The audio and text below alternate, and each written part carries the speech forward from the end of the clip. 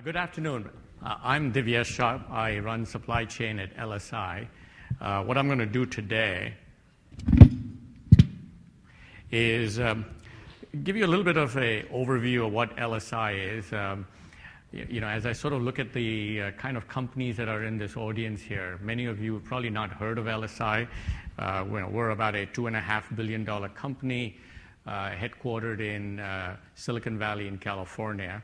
I'll talk a little bit about our footprint, what are some of our challenges, and then really talk about the SmartOps engagement model. What have we done with them?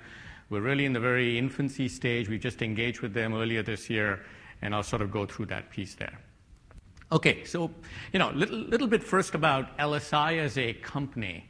Not many of you, I'm sure, have heard of it. So, in fact, sometimes my kids say, "Dad, what does LSI do actually?" So some of the products, actually, you probably don't realize. There are a lot of products that we make that somehow you've probably interacted with in some of your day-to-day things. So, for example, a few years back, we were the microprocessor that drove the Sony PlayStation. We were the main chip that goes into the Apple iPod. We were the chip in the Apple Nano. So a lot of products in different industries. Anything you do around storage and networking, most likely somewhere along the way there is an LSI silicon that's doing some transportation of voice or video or something to that effect. Over the last few years, LSI has actually transformed itself from what it used to be to what it is today. And again, this morning, Jeffrey Moore talked about how companies reinvent themselves. And we're probably a real good case of, if you look at 30 years ago, what we did, now we made semiconductors and we still make them, but very different markets.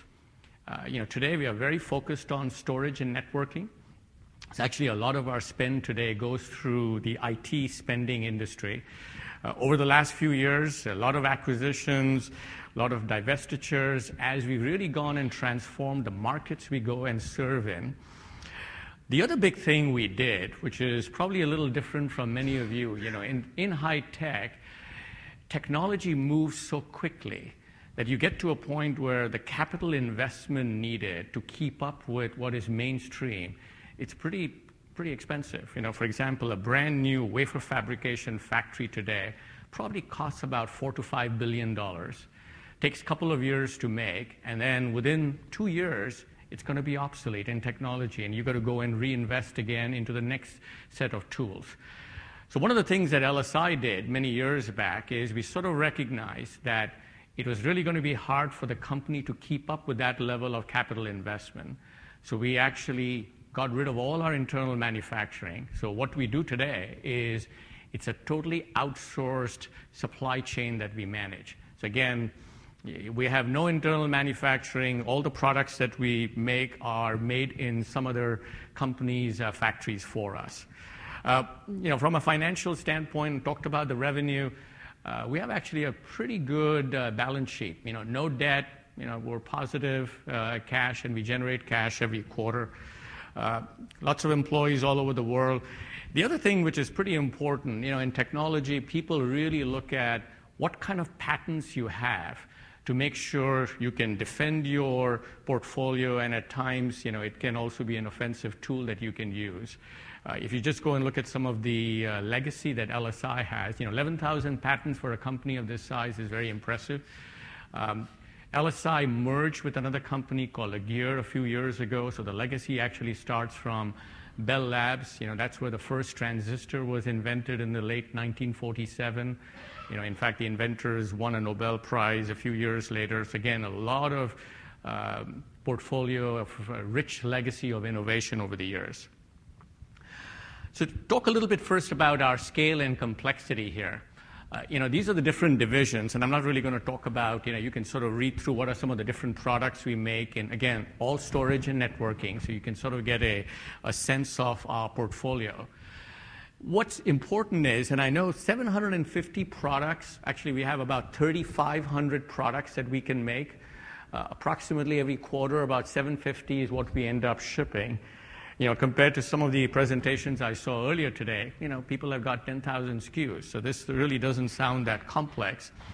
But if you put it in perspective with the semiconductor industry, a company like Intel will have far less SKUs than what we have over there. The other thing which is a little challenge for LSI is when we make a product, from the time it starts, it really becomes very specific for an application. So for example, we make a product for a Cisco router. When that silicon starts in the wafer fabrication, lead times are very long. Manufacturing cycle times are anywhere from 12 to 18 weeks. And really at that time when it starts, it really can only go into a Cisco router. It cannot go into a Juniper router or a chip for Seagate or a server. It becomes a very application-specific integrated circuit is what we would make. So again, from a complexity standpoint, long cycle times has a huge challenge for us as we go and deal with some of the challenges as I'll talk about next. In terms of technologies, I sort of talked about how our technology life cycle really comes into play, and within a couple of years, it just gets obsoleted. Again, some of the technology nodes I'm talking about over there, like 28 nanometers. If you think about, nanometer is less than a size of a hair. I mean, these are really fine technologies that we go and fabricate. Okay, so talk a little bit about our supply chain footprint. So this is all outsourced. We operate in 8 countries, 16 different suppliers, and every supplier has many sites. I think we actually right now work with 53 sites in different locations, which is actually quite a lot for the kind of supply chain that we manage. There are 4 important steps in a semiconductor manufacturing. The first piece, which is the most complex, is where we actually take the silicon wafers and we fabricate them. The second piece is we take these wafers and we go and electrically test them to make sure that it's a working piece of silicon. We take the good ones, and then the third operation is assembly, where we actually go and assemble them. And then the final operation is a test we do. So really, if you think about it, there are 4 discrete steps as we go manage it. Doesn't sound too complex, but this is one of our high volume products that, I'm going to just sort of give you what kind of frequent flyer miles we put onto this particular part. We start fabricating it in Singapore. Then we ship it to Bangkok for test. Then we ship it to the Philippines for assembly. And then it comes back to Bangkok again for test. And then the customer is in China. Okay, so if you think about it, there's a lot of moving parts that we do, and this is actually a high volume one.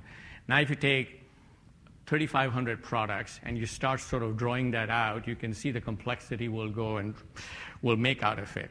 And actually, the same part, we again have a alternative supply chain. It's actually as complex as the first one, and all of this drives a fair amount of complexity that really makes it challenging for us to go manage. So really, if you take at a macro level, what are the challenges that LSI that we're dealing with? We clearly have an issue with complexity. So, we've got a bunch of initiatives that we're looking at our supplier base and saying, we've got too many suppliers. Even though we work with different sites that have core competencies, we really need to go and reduce that. So we've got some active programs where we are reducing our supplier base right now. The second one is, you reduce handoffs, right? Every time you do a handoff, and again, it doesn't matter if company A is just right across the street from company B. Anytime you move product from company A to company B, there is latency in information. 2 systems, different companies, you always are going to lose some time. So what we're doing is really trying to work with suppliers or work with processes where we can go and do in one roof as much of processing as we can. It's possible, but it just limits the number of suppliers we can work with.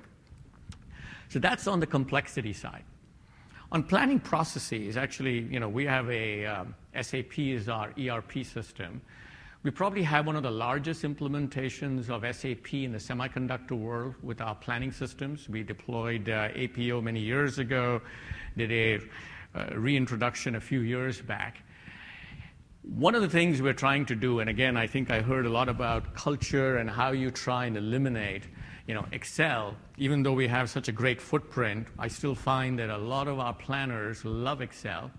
Just can't seem to get it out of their system, right? Anything they'll do in the system, then they'll import it onto an Excel spreadsheet, go check out if the math works, and then they'll go import it or export it back into SAP. So, we're really trying to get into a culture where it's a very system-driven system. We need to scale, and Excel is a little hard to scale unless you keep adding more and more people. And the last one, and actually for the folks who were in the room a little earlier today, I think Simon and Mike talked about it. We've got a monthly process where we go from a demand plan to a supply plan. One of the things we realized that we really weren't doing a good job of was figuring out what's the demand we're going to drive to. We come up with a demand plan that the business units come up with. Along the way, all our big customers every week send us an EDI forecast, and very often it's significantly more or less from what the business plan was. So really what we end up doing is putting in a lot of chaos into our planning process, where we're now driving to a different demand stream, and because we get multiple demand streams. And then along the way, a Cisco sends us a demand stream, but then a Cisco sends it out through their contract manufacturer like a Flextronics. So now we've got a third demand stream that we get. Creates a fair amount of chaos. So one of the things we're doing is working with a optimized process around sales inventory and operations planning. And again, this is something in play that we hope to operationalize in the next 3 to 6 months. And the last one is around forecast volatility. And that's really where the SmartOps engagement model is what we're looking at. And it's really around how do you go and drive the right inventory into the supply chain. We carry a fair amount of inventory to service our business. We do pretty well from a service level standpoint, yet I think there is some room we can grow and reduce our inventory. So really that's the forecast volatility piece that I'm going to talk about next. Okay, so how did we start off with and I think compared to the other two presentations this morning, the Kohler one and the one on with Dow, we're probably in the more infancy stage of our implementation. What we did was, I think we engaged with SmartOps actually a couple of years ago. We're pretty excited about the solution, but we had some other priorities that we were working with from a system perspective. Finally, late last year in Q4, we engaged with them on, let's go check it out, a proof of concept. So that's really the first piece we did. And what we did over there is we said, okay, we had some internal algorithms, some PhD guys that we had developed some homegrown tools. And we really wanted to go and validate that, is the output is kind of in line with what our other tool would have given us. So we did a proof of concept that took us from sometime in November of last year till about March of this year.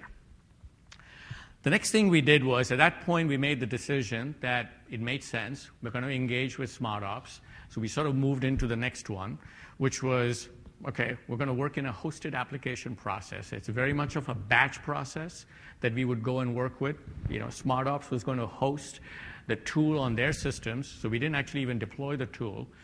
And now we would take our inputs from our system, run it as a batch, come up with a recommended output, and then go and feed it back. So it was sort of fairly manual, but it was, again, for us to really go and test out that if we go and do it selectively, does this really work for what we want to try and do? Okay? So along the way, we spent a few months doing that, and again, I'll show you the next slide of how we scaled it in terms of number of materials. And the last one is the full implementation. And actually, that's the phase we're in right now. We've actually started to look at how do we go and automate the feeds from SAP into SmartOps and back. So you really try and get into not the batch process, but more an automated stream of data flowing back and forth.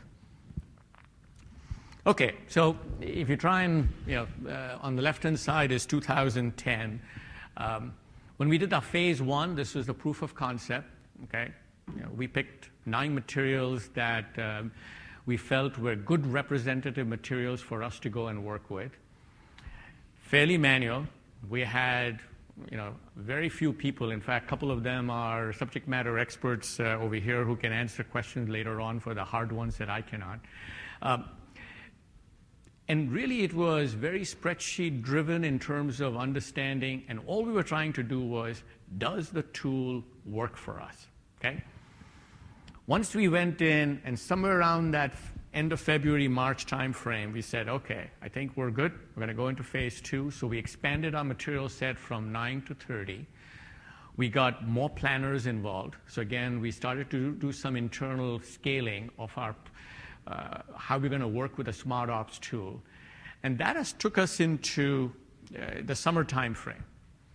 And at that point, we're now sort of moving out from that hosted into the LSI hardware. And that's the implementation I talked about, where we've now scaled it from the 30 to actually it's a little more than 400 materials now that we are working with. And along the way, we did a whole big training session with our worldwide planners and customer service folks to really get them sort of understanding, what does this tool do? Because it's not just about a tool, it's about how we're going to go and change our business process. It's a lot about change management. And one of the things we did with the SmartOps training piece was really have them understand, what is inventory all about? How do we go drive it? I wanted to get my customer service team also understanding that, because very often they're the ones talking to the customer. Because one of the challenges that I'll talk about later on is we really have to still work the customer piece to really figure out, how do we go and convince many of our customers that the rules of thumb that they've given us, that for these products you should always have 3 weeks of inventory. Well, is 3 weeks the right one? Maybe it is, maybe it's not. But we're going to need a lot of customer education as we go into the 2012 timeframe. Okay, so I think I talked a lot about some of these things. So in the proof of concept, just to give you at a high level, what we did was we had some materials that we picked, those 9 materials. We did some calculations to see what was the benefits that we could get out of SmartOps. And actually, SmartOps sort of did at a high level, looking at our supply chain, looking at our inventory numbers, and really making their own assessment. And actually, we came pretty close in terms of what the benefits were. So again, we picked the materials, we went through the data, we looked at their outputs. The other thing that I know a couple of the presentations in this room talked a lot about is we started working with the whole segmentation of our materials. Maybe a year ago, I think we picked all our materials, and we probably had generally similar strategies of how we were driving to satisfying the demand in our service levels. So one of the things we've done is we've actually gone and taken all our materials and we've put them into 3 categories: segment A, B, and C. And again, a build to forecast means I get a forecast from the customer. My manufacturing cycle time could be 15 weeks, but I'm really driving to a forecast that they're giving us where I have to support the service levels at much shorter intervals. Assemble to order is more where, if you remember, I talked about the 4 stages on semiconductor manufacturing. We take wafers, which is the longest piece, and then we actually hold it at something called die bank. And thereafter, the next 3 steps, which is the testing the wafers electrically, the assembly, and the final test, are generally shorter. And as a percentage, out of the 15 weeks, maybe 70% is in the wafer fabrication, and 30% of cycle time is in the back end. So what we do is we actually take it to die bank, which is still at a lower cost of inventory for LSI, and then we'll do what we call assemble to order, right? We get an order, it's a shorter cycle time, we can go and fulfill our demand based on that. And build to order means, and this is for maybe a tier 3 type of customer where when we get an order, we'll deliver parts 15 weeks later because we'll carry no inventory. And generally this is for our tier 3 customers where generally over time we've decided that these are markets or customers that we probably won't be serving in the long term. Okay, so from a business assessment phase, and this is actually one of the parts that we did where it's actually for a high volume customer in the hard disk drive market. they dictate to us that thou shalt always carry X number of weeks of inventory. Their customer is Dell and HP for the disk drive. And there's a fair amount of variability that they see. And every week, we see a fair amount of churn of numbers going up and down, at times by over a quarter, 30 to 40%, which is fairly significant when you think about the cycle times that we work with.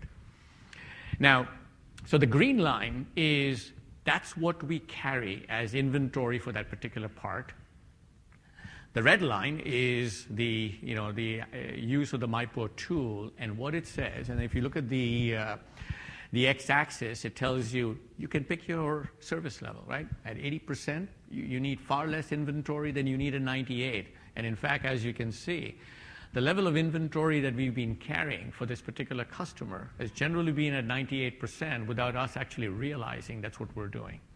And again, if you do the subtraction, that gives you the inventory exposure or the savings.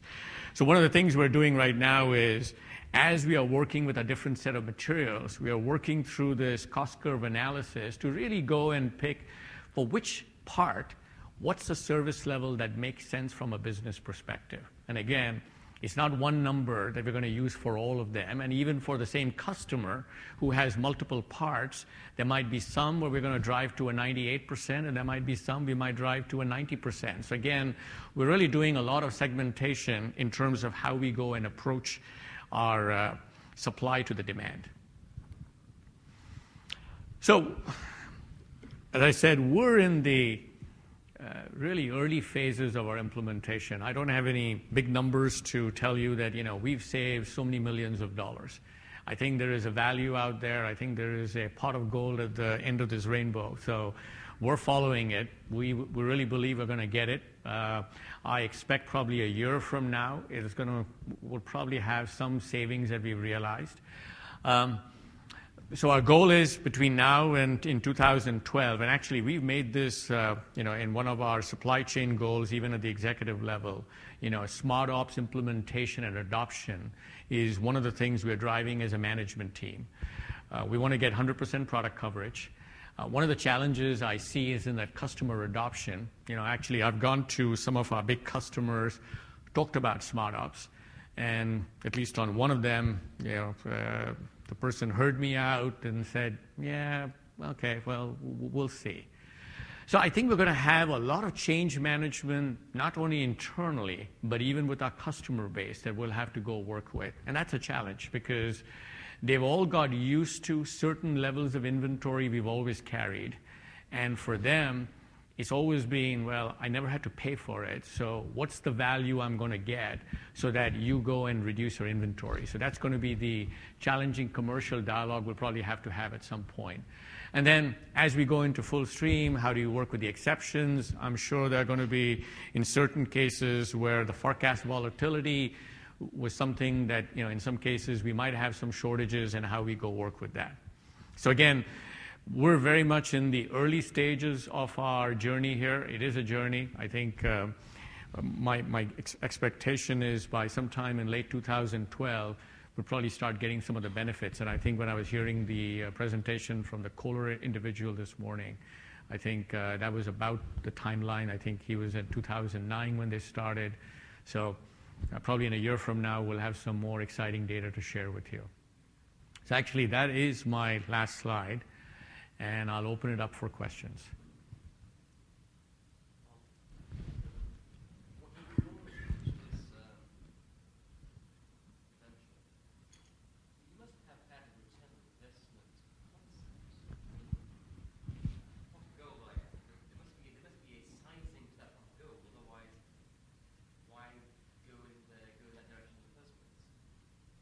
Yes. Okay. So the question, just to repeat for the audience, was, as we got into this venture and there's this pot of gold, you must have done some quantification. So the answer is yes. And actually, in the proof of concept, what I was showing you, where we looked at the SmartOps calculation in ours, we actually went and quantified that, this is the amount of inventory we carry, what's the value we would get, and is there a return on investment? So, we're looking at approximately about an 8% reduction in inventory is what we are targeting.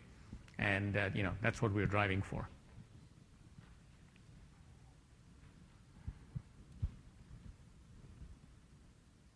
Anything else? You are working primarily with outsourcing. When you get more data and information, do you plan to push that to the supplier to different stuff? Okay, I think the question, if I got it correctly, was since we are totally outsourced, are we going to push some of this data onto our supplier base? So actually, in this particular case, our suppliers just provide services, so actually they carry absolutely no liability to the forecast. The way it works in the semiconductor world is when I start wafers at a wafer fabrication place, it's on a purchase order, it's never built to forecast, so all the risk is borne by LSI. So in fact, one of the things we complain to some of our customers is that we get squeezed sort of on both ends, where they give us a lot of forecast volatility, we carry the inventory, our suppliers don't. But then on the flip side, our suppliers in typically the service business, they operate on much leaner margins than somebody like us would. So there are some differences in the business models there.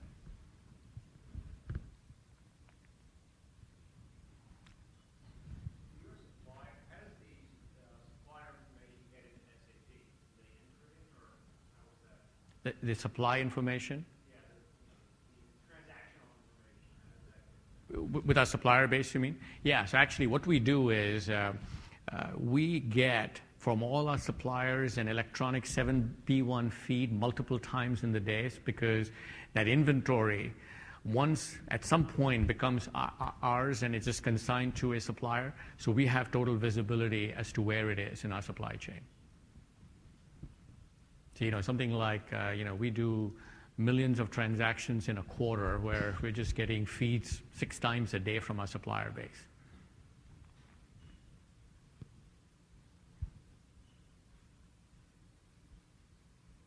Okay, Leon? Okay, awesome. Divyesh, thank you very much.